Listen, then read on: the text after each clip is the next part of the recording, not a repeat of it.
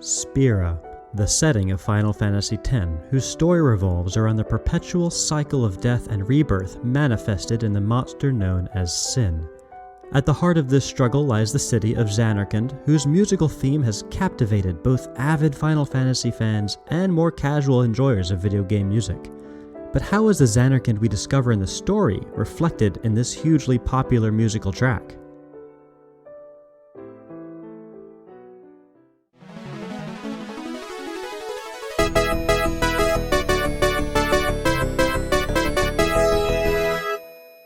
Final Fantasy X opens in Zanarkand, the city that never sleeps. We see a bastion of technological advancement, with buildings towering over highways with holographic billboards, but the primary focus is on the state-of-the-art Blitzball Stadium, which was no doubt privately owned and built with taxpayer gil. However, disaster strikes fairly quickly, with the city being attacked by a giant water creature. Our hero, Tidus, meets an old family friend, Auron, who gives him a sword and tells him to run. But whoops, instead of running from the monster, Auron leads Tidus right to the monster's mouth, has a few private words, and then invites Tidus on an adventure. Tidus awakens in Spira, and soon learns from the people he encounters that he couldn't possibly be from Zanarkand, as it was destroyed 1,000 years ago. Confusion abounds, of course. Tidus doesn't really believe them because he was literally just in Zanarkand hours prior playing Blitzball, but as he travels through Spira, he ultimately has to acknowledge that somehow the place he knows to be his home just doesn't exist anymore. Eventually, the gang reaches Zanarkand and Tidus faces the truth. The city he knows as Zanarkand lies in ruins and has for a millennium. But beyond that, and spoilers if you haven't finished the game, it's revealed that the version of Zanarkand that Tidus knows and was present in just before coming to Spira is only a dream. Yes, Zanarkand was destroyed 1,000 years ago, but Tidus hasn't traveled through time. He simply existed within a dream and was pulled into reality. The city that never sleeps is in fact the city that would never awaken. Final Fantasy X was influenced by the South Pacific, Thailand, and Japan, and this can be most easily seen in the island settings of the game. Rather than an overworld map that the player travels around like previous Final Fantasies, X connects every area linearly, and even when the airship is unlocked, the player navigates with a list and coordinate entries. Honestly, it's probably for the best, because the use of various island nations would have lent to a travel system similar to Wind Waker. Musically, it diverges from previous games in the series. This was the first game for which Nobuo Uematsu was not the sole composer, sharing the duty with Masashi Hamauzu and Junya Nakano. The workload was divided among the composers, with each responsible for writing certain tracks individually. Hamauzu and Nakano were brought on specifically to offer style in which Uematsu did not feel comfortable writing. Moreover, this was the first Final Fantasy game with voice-acted dialogue, which meant that instead of the music providing the dramatic action for a scene, it needed to function in a more supportive role with the spoken lines. One thing I think is really brilliant about the music in this game is that perhaps on account of the collaborative nature of the composition, there's not really one overarching musical style present throughout, but every track perfectly fits the context in which it plays. For example, when we're walking around Besaid, the first area we visit in Spira, there's a sort of ethereal nature to the music. The melody is simple, basically 3 notes outlining an octave leap with an upper neighbor, but the undulating pattern underneath it creates the sort of atmosphere you may expect in a spa, perfect for this idyllic island setting. By contrast, here is the iconic Final Fantasy prelude.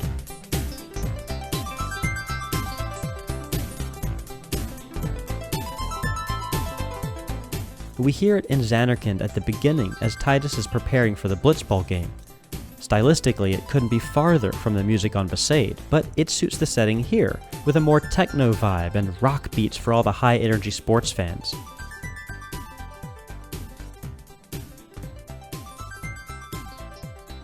And of course, when we enter the cloisters, we hear the famous Hymn of the Faith. Different again from the previous 2 examples, but exactly in line with what we would expect when entering a church.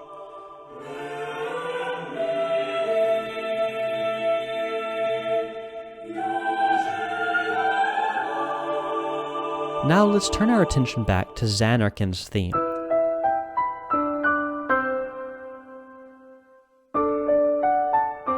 We first hear this music at the very beginning of the game, which opens in Medias Res. We see our party gathered around a fire, having journeyed far, preparing for the final leg of their adventure that will bring them into Zanarkand, an adventure that won't be completed until much later in the game. Titus tells us that this is his story, and we jump back to the beginning to catch up. We hear To Zanarkand in this opening cutscene as we try to puzzle out what's happening. Are the characters weary, sad, resigned, all of the above? Titus touches Yuna's shoulder as he passes, but the nature of their relationship is yet unknown to us. Uematsu wrote To Zanarkand prior to development on Final Fantasy X for the flute recital of a friend, but decided it was too gloomy and held on to it for later. So what does it mean that he decided now was the time to use this gloomy track?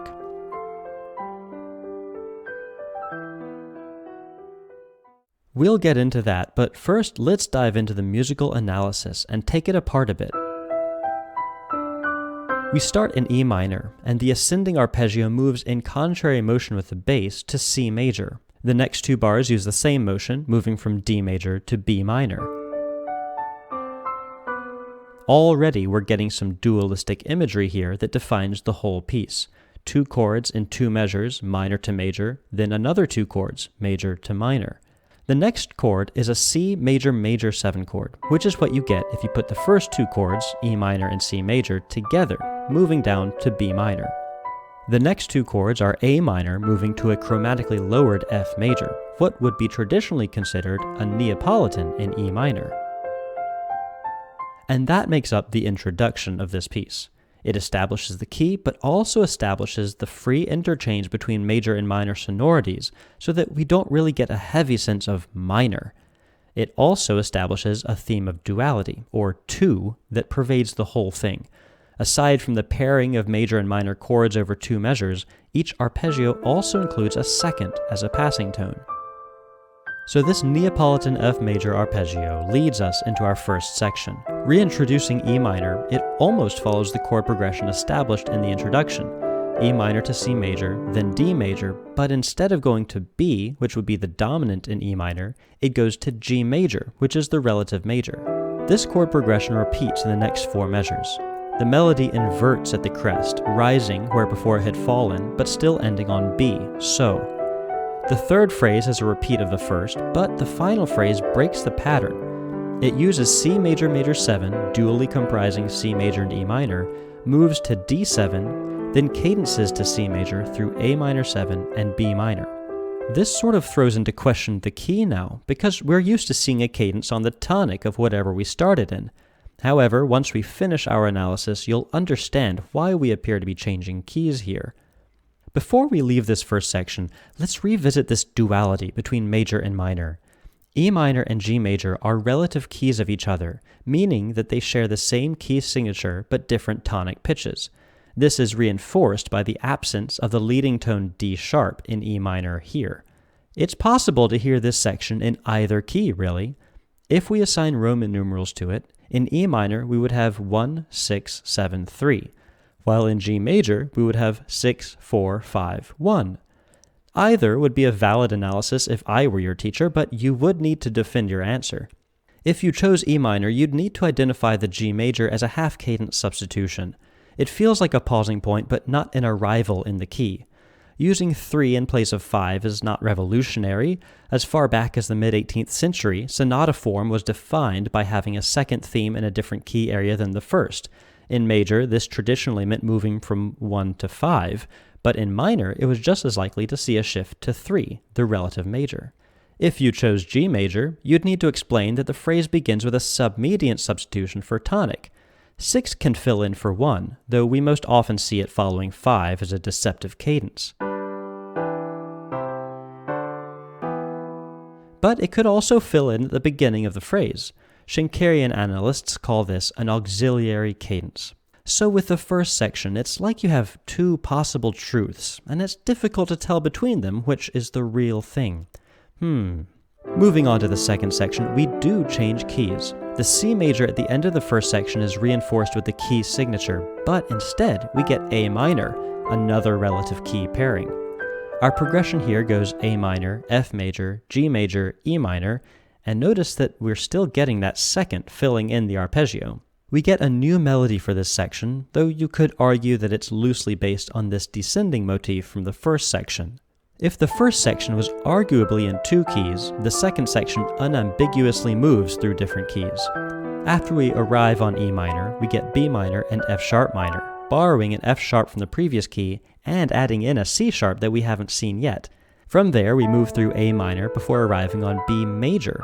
Now, this is very obviously a return to the original E minor because B major would be a half cadence with a leading tone. But nope, it stays with B, undoing the leading tone, so we're still in B minor. The key signature even changes again. The previous phrase repeats, but transposed up a step, so we go through B minor, G major, A minor, and F sharp minor, pausing on C sharp minor. This chord moves to G major, which should sound more jarring than it does, since it's a tritone away and involves a cross relation between the fifth of this chord and the root of this one. From there, we get F sharp minor and B major. This time it really is a half cadence of E minor, moving through 2 to 5, and then it repeats back to the first section.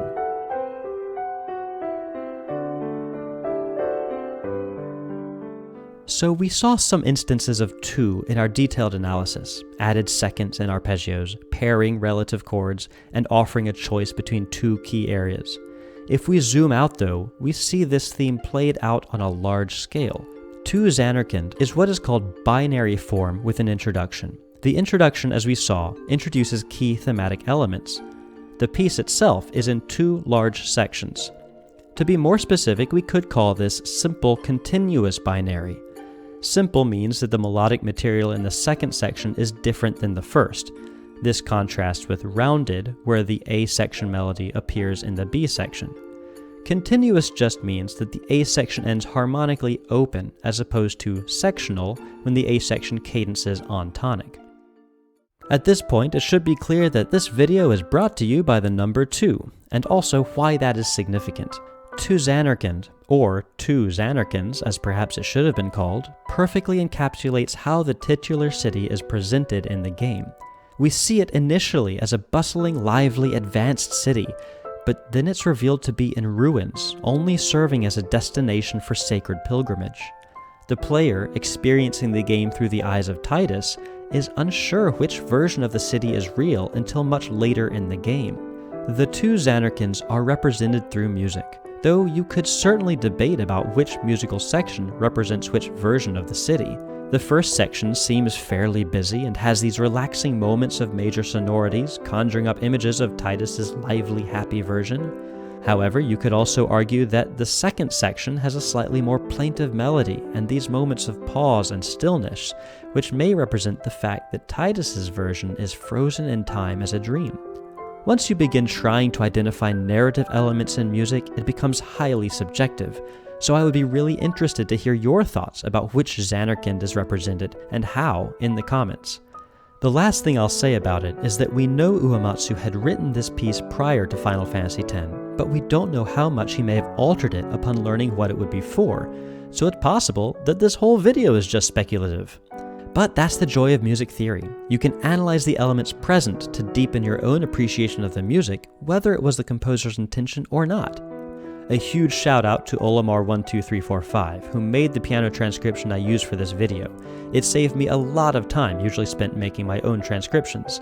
There's a link to his page in the video description, where you can find tons of other high-quality piano transcriptions of video game music. I hope you enjoyed this video about the music in Final Fantasy X, and subscribe if you would like to see more content like this. Let me know in the comments what other sorts of videos you'd like to see here, and I'll see you next time.